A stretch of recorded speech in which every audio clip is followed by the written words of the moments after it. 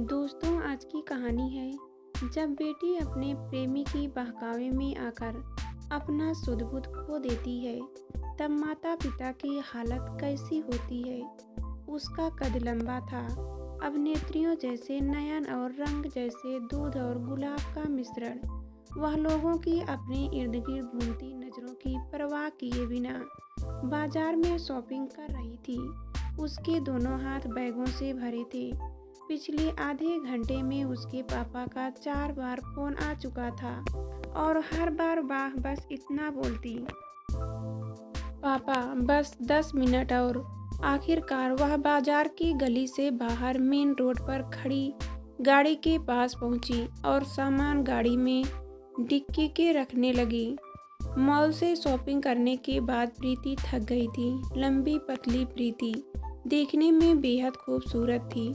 उसका गोरा रंग उसे और मोहक बना देता था। उसके लंबे बाल बड़े सलीके से उसके मुंह पर गिर रहे थे। उसी वक्त एक मोटरसाइकिल उसके करीब आकर रुकी। बाइक सवार ने जैसे ही हेलमेट उतारा, वह चिल्लाई, अब क्या लेने आए हो? अब तो मैं शॉपिंग भी कर चुकी, 2 घंटे पहले फ़ोन किया था। मैं कपड़े तुम्हारी पसंद के लेना चाहती थी, मगर सब सत्यानाश कर दिया। आ ही तो रहा था, मगर जैसे ही ऑफिस से निकला, बॉस गेट पर आ थमका। उसको पता चल जाता तो डिसमिस कर देता। छिप कर आना पड़ता है, और यही बात पसंद की। वह तो हम दोनों की एक जैसी ही है। राहुल, कब तक बहकाते रहोगे? प्रेम की बड़ी बड़ी बातें करते हो, और जब भी तुम्हारी ज़रूरत पड़ी बेवक्त ही मिले। वह आगे बोली, सरप्राइज भी तो देना था तुम्हें। कैसा सरप्राइज? मुझे देखने लड़के वाले आ रहे हैं। सुनते ही राहुल के चेहरे का रंग जैसे उड़ गया। उसने हाथ में थमा हेलमेट बाइक से ऊपर रखा और प्रीति के पास जाकर उसके हाथ थाम कर बोला, प्रीति, मजाक की भी हद होती है। लेट क्या हो गया? तुम तो जान लेने पर ही आ गई। क्या करूं?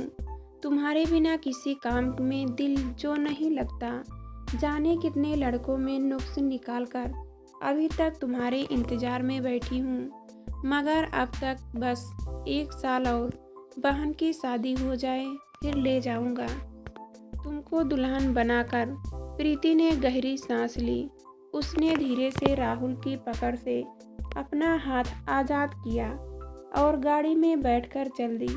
जिस गति पर गाड़ी दौड़ रही थी, उसी गति से पुरानी यादें प्रीति के दिमाग में आ जा रही थी। राहुल 4 साल पहले अचानक से उसके जीवन में आया था, तब जब उसने कॉलेज में दाखिला लिया था।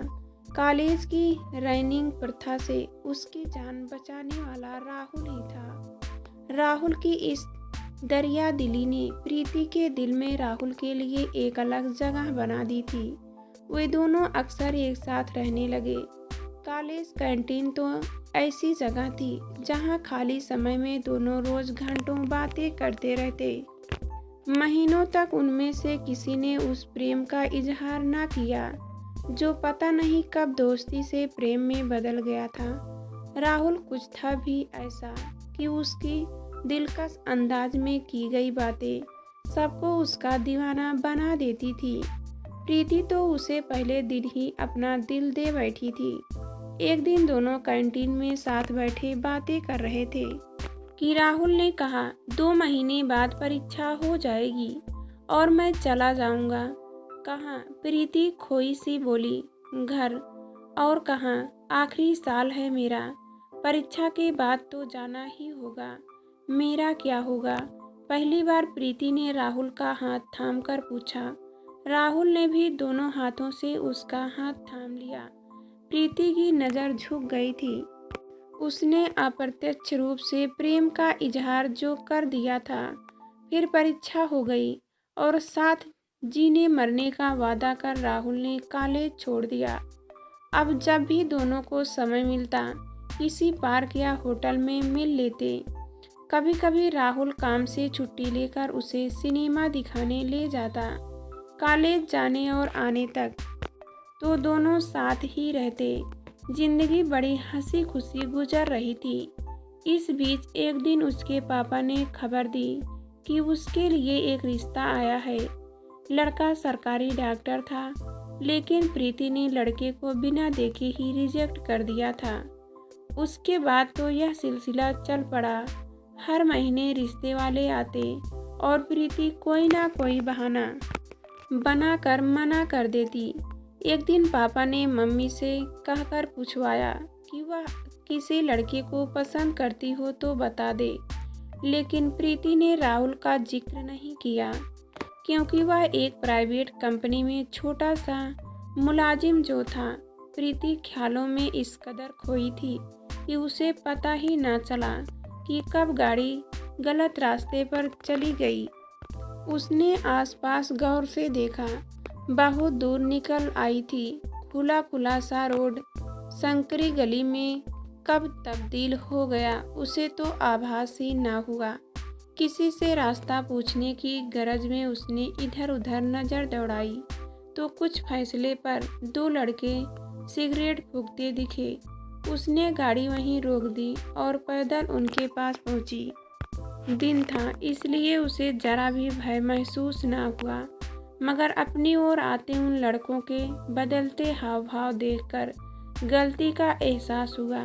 मोहन नगर जाना था, रास्ता भटक गई हूँ, प्लीज हेल्प, प्रीति ने विनयपूर्ण लहजे में कहा। प्रीति उन लड़कों की आंखों में बिल्ली के जैसे भाव देखकर सिहर उठी।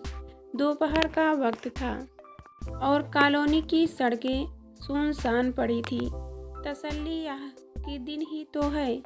एक लड़का सिगरेट फेंक कर आगे बढ़ा और अपनी शिकार पर झपट पड़ने जैसे भाव छापता सहानुभूतिपूर्ण लहजे में बोला, आगे से राइट ट्रेन लेकर फिर लेफ्ट लेकर मेन रोड आ जाएगा, वहां से सीधी मोहन नगर चली जाओगी। उन लड़कों का आभार जताकर प्रीति गाड़ी में बैठकर बताई दिशा में चल दी। वह सोच रही थी कि कितने सज्जन थे वे लड़के, और वह खामखा डर रही थी। आगे मोड़ घूमते ही सड़क इतनी तंग हो गई कि बराबर में साइकिल तक की जगह न थी। शुक्र था कि आवाजाही नहीं थी, पता नहीं कॉलोनी में कोई रहता था। फिर सामने वह मोड़ दिखा जिसके बाद मेन रोड आ जाना था। प्रीति ने राहत की सांस ली। फिर जैसे ही गाड़ी मोड़ पर दाएं मुड़ी, प्रीति का गला खुश्क हो गया और पैदल पर रखे पांव में कंपन होने लगा। मोड़ घूमते ही सड़क 4 कदम आगे एक मकान के दरवाजे पर बंद थी। उसने पल भर कुछ सोचकर गाड़ी को रिवर्स करने के लिए पीछे गर्दन घुमाई तो पीछे मोटरसाइकिल खड़ी दिखी। उसने हॉर्न बजाया, लेकिन कोई नहीं था। अचानक बगल से किसी ने दरवाजा खोलकर उसके मुंह पर हाथ रखा और अगले पल चेतना लुप्त हो गई। आँख खुली तो उसने खुद को अस्पताल में बेड पर पड़े पाया। उसका सारा शरीर जैसे दुख रहा था, जैसे उसके शरीर के ऊपर से कोई भारी वाहन गुजर गया हो। धीरे धीरे चेतना लौटी तो उसे याद आने लगा कि वह किसी अनजान जगह किन्हीं अनजान बाहों के शिकंजे में फंस गई थी। आगे जो उसके साथ बीती उसकी कल्पना मात्र से वह सिहर उठी। तभी माँ के हाथ का स्पर्श अपने माथे पर महसूस कर आंखें छलछला आई।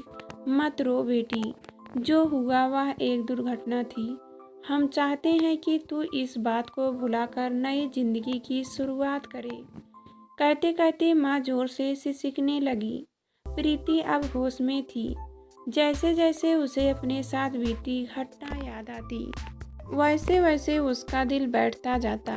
जीवन की सारी उम्मीदें, सारे सपने छोटी सी घटना की भेंट चढ़ गए थे। बस बाकी बची थी तो एक शून्यता, जिसके सहारे इतना बड़ा जीवन बिताना किसी तप से कम ना था। 3 दिनों बाद अस्पताल से घर लौट आई।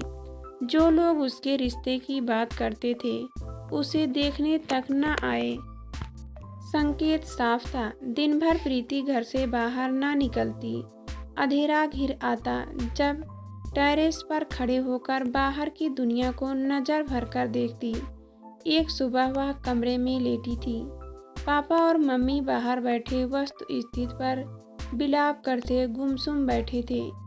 जिस उसने सुना दरवाजे पर दस्तक हुई थी।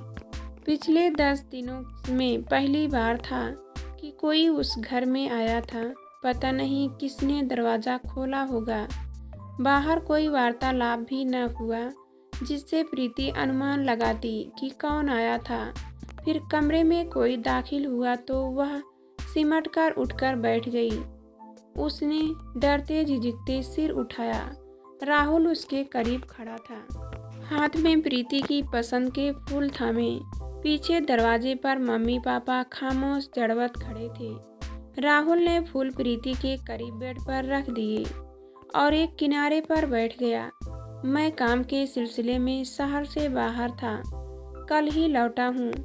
काश कि मैं बाहर ना गया होता। ऐसा हम अक्सर सोचते हैं। हम सोचते हैं कि हम हर जगह रहकर किसी भी अनहोनी को होने से रोक देंगे। यह सोचना अपने आप को दिलासा देने की कोशिश के सिवा कुछ नहीं।